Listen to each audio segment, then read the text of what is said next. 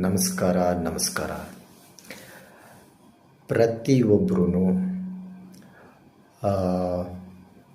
ಈಗ ಎಷ್ಟು ನಿಮಿಷ, ಎಷ್ಟು ಗಂಟೆ, ಎಷ್ಟು ದಿನ ಬದುಕಿರ್ತೀವಿ ಗೊತ್ತಿಲ್ಲ.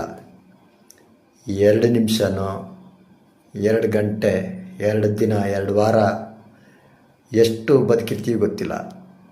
ಅದಕ್ಕೆ ಸಾಯೋದ್ರೊಳಗೆ ಎಷ್ಟಾಗುತ್ತೋ ಅಷ್ಟು ನಾನು ಯಾರು, ನಾನು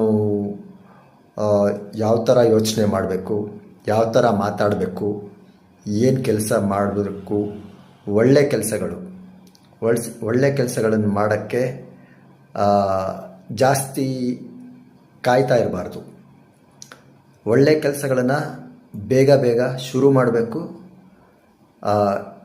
ಕೆಟ್ಟ ಕೆಲಸ ಯಾವುದು ಮಾಡೋಕ್ಕೆ ಹೋಗಬಾರ್ದು. ಮನಸ್ಸಿನ ಕಡೆ ಗಮನ ಕೊಟ್ಟರೆ ಸುಮಾರು ಬೇಡದೇ ಇರೋ ಯೋಚನೆಗಳು ಕಡಿಮೆ ಆಗುತ್ತೆ.